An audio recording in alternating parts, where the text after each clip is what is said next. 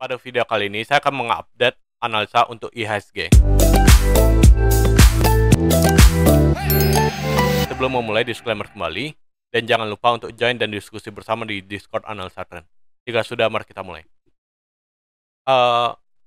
Untuk analisa sebelumnya, ini kan kemarin ada dua kemungkinan, yaitu kemungkinan pertama yang biru ini atau kemungkinan kedua yang merah ini. Dan kemungkinan yang terjadi itu sepertinya adalah yang biru ini. Oke, jadi yang merah saya hapus, dan biru ini kemarin saya bilang kalau kemungkinan low-nya akan terbentuk di akhir Juli. Ternyata low-nya itu terbentuk di awal Juli. Oke, jadi ini emang agak telat, lebih cepat 1 atau 2 minggu dari perkiraan, tapi itu nggak masalah, nggak ada perbedaan yang signifikan. Kita akan coba lagi cek dari monthly. Nah, di sini saya akan mulai analisa lagi dari Ichimoku. Di sini kita bisa lihat Senko Span B-nya flat, A-nya naik, terus Kijun Sen Tenkan-Sen-nya ini cenderung naik. Chikou di atas candle. Secara keseluruhan ini jelas masih bullish, tapi bullishnya ini masih belum terkonfirmasi kalau koreksinya udah selesai. Oke, kita akan zoom di weekly.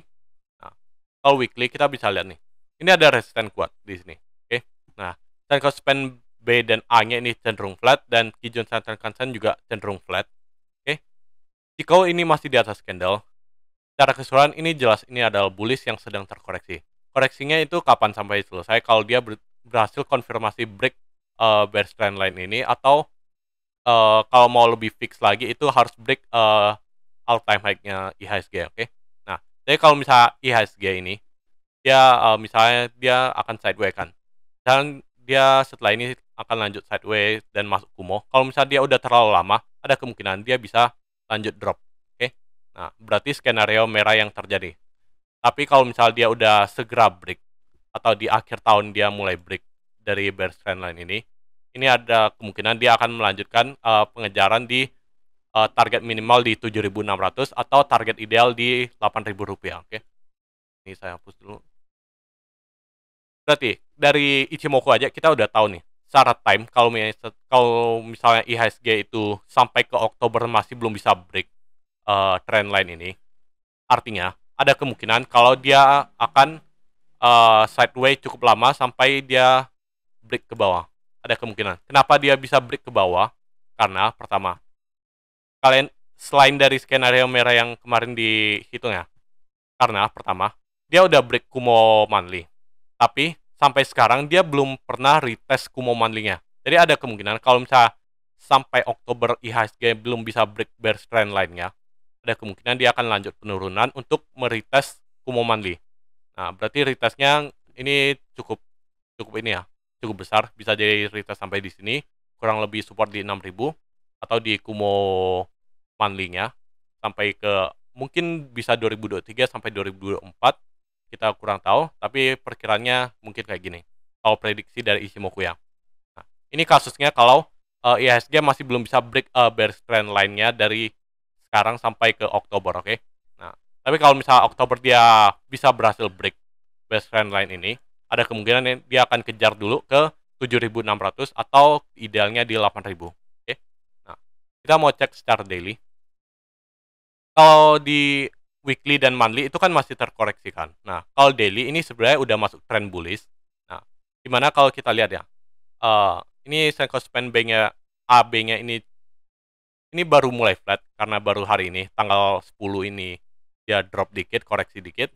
Nah, kalau misalnya besok masih lanjut naik, berarti dia akan melanjutkan kenaikan. Nah, cuma kalau misalnya dia ternyata besok itu udah ketahan sama resisten bearish trend line ini, yang orange ini, ada kemungkinan dia pertama akan retest dulu di Kumo daily, dimana di sini juga ada area base. Oke. Area base kebetulan cluster sama Kumo daily. Oke. Nah, dan kita kalau tarik Fibonacci ya, lihat, ini juga area 0,38 sampai 50%. Oke. Nah, jadi ini pertama, support IHSG yang kuat itu ada di 6.800, 6850 lah. 6850. Kita setting 6850. Ini adalah support kuat IHSG yang pertama. Kalau misalnya 6850 ini ketembus, artinya ada kemungkinan kalau IHSG ini akan lanjut sideways lebih lama lagi. Dan kalau dia sideways lebih lama lagi, seperti yang saya bilang tadi di sampai Oktober belum bisa berhasil break trendline ini, bisa jadi dia akan mulai sideways cukup lama, bahkan bisa drop sampai ke support 6.000 sampai ke 2023 atau bahkan di 2024. Oke. Nah, terus next, ini kan secara Ichimoku kan. Nah, kita mau cek secara Elliott Wave. Nah, secara Elliott Wave, kalau di daily kita bisa lihat dengan jelas ya. Sebenarnya kurang jelas ya. Saya zoom lagi ya di H4. Kalau H4 ini mungkin akan jadi 1, ini 2, karena air low di sini lebih rendah dari sini. Terus ini 1, 2, 3, 4, 5. 1, 2, 3, 4, dan 5-nya ini kayak gini agak panjang. Ini mungkin bisa 4 dan 5. Oke. Nah, antara gini atau kalau enggak dia 3-nya selesainya di sini, 4-nya di sini, atau 5-nya di sini. Jadi ada 2 kemungkinan ya. Nah, tapi karena ini analisa di time frame kecil, jadi nggak perlu dihiraukan. Selama IHSG-nya masih melanjutkan kenaikan, berarti dia ada peluang untuk break ini. Tapi kalau misalnya ternyata besok momentumnya habis, dan nih, secara momentum IHSG sebenarnya ini udah mulai habis loh momentum ya. Momentum untuk naik. Dia udah kena trend line, dan ini mungkin area base yang cukup kuat. Oke, jadi ini sebenarnya resisten yang sangat kuat sekarang IHSG. Nah, ada kemungkinan sebenarnya emang lebih sehat dia juga koreksi dulu sih sebenarnya.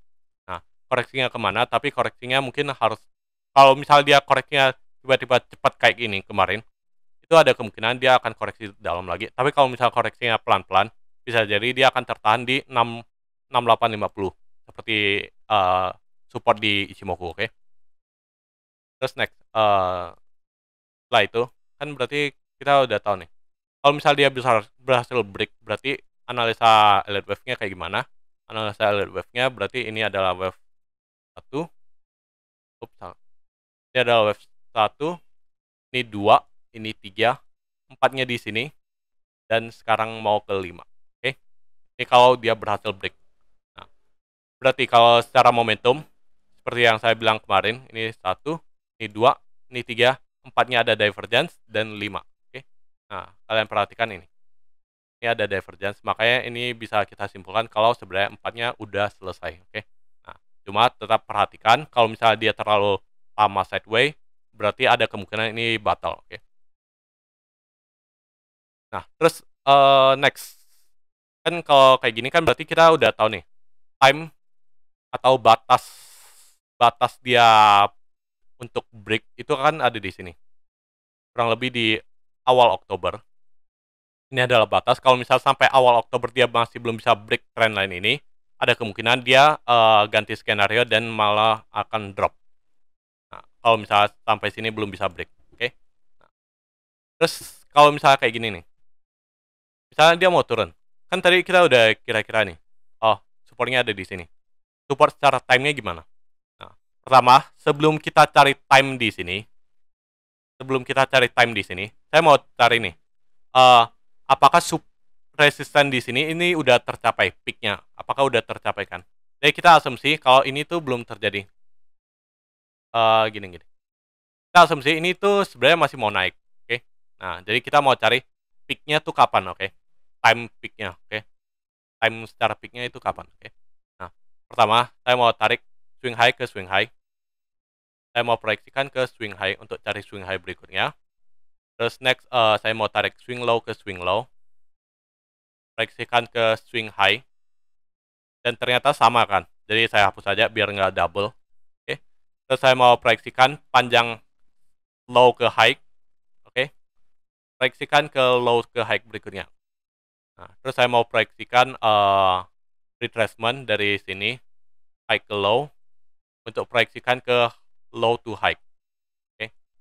Dari 3 Fibonacci time ini, lihat nih, yang udah lewat kita abaikan, tapi yang belum lewat ini lihat nih, ini sebenarnya cluster loh. Oke. Jadi cluster peak-nya itu sebenarnya ada di antara 8 sampai 11 Agustus, oke. Jadi 11 Agustus.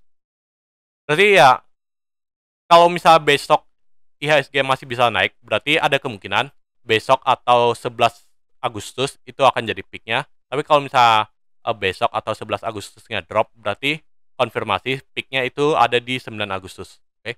Nah, berarti ini dapat secara time-nya. Oke. Jadi kita asumsi, oh, ternyata dia udah selesai di sini atau selesai di sini, oke.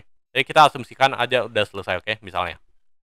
Kalau misalnya kita asumsikan udah selesai, berarti next, saya mau cari, saya mau cari bottom ini. Bottom ini tuh kapan, oke, kira-kira ya, perkiraan aja. Nah, pertama saya mau proyeksikan low to low, pindah ke low untuk cari low berikutnya. Terus saya mau proyeksikan low to high, proyeksikan ke high berikutnya. Anggap aja ini udah peak, jadi saya proyeksikan gini. Terus next apa lagi? High to high, untuk untuk proyeksikan low to low. Nah, terus apa lagi? Saya mau proyeksikan panjang penurunan ini, high to low, proyeksikan ke high berikutnya. Oke. Dari sini kita apakah ada cluster? Pertama ada di sini. Terus kedua apakah ada lagi? Ada di sini. Ini kan. Pertama, cluster pertama itu ada di awal September. Berarti ada kemungkinan kalau misalnya dia drop, itu dropnya sampai ke awal September, oke. Berarti bisa ada kemungkinan drop kurang lebih 3 atau 4 minggu, oke. Nah, terus cluster kedua ada di pertengahan September, ini sekitar 15 sampai 20 September. Berarti ada di kurang lebih sini. Minggu keempat ya. Minggu keempat dari September. Kurang lebih di sinilah, 3 atau keempat, oke. Nah, jadi kita dapat nih time dan price, oke.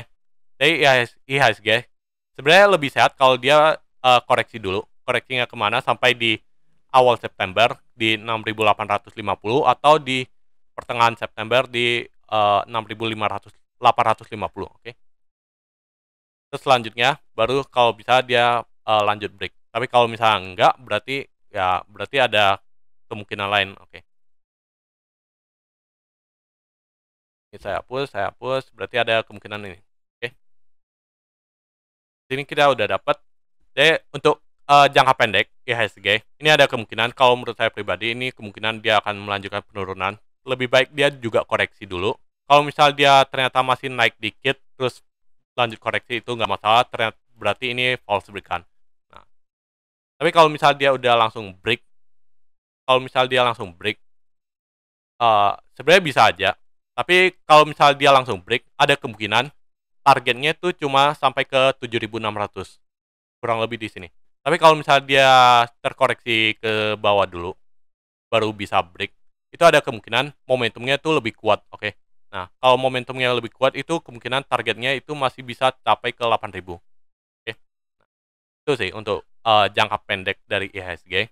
Jadi ada beberapa kemungkinan, dan balik lagi ke jangka menengahnya, kalau misalnya IHSG ternyata nggak bisa break sampai di awal Oktober, ada kemungkinan skenario yang terburuk yang terjadi, oke, yaitu IHSG mungkin akan lanjut drop. Oke. Nah, sekian untuk analisa teknikal IHSG. Semoga bisa membantu. Disclaimer kembali, jika ada kesalahan silakan dikoreksi. Sekian dan terima kasih.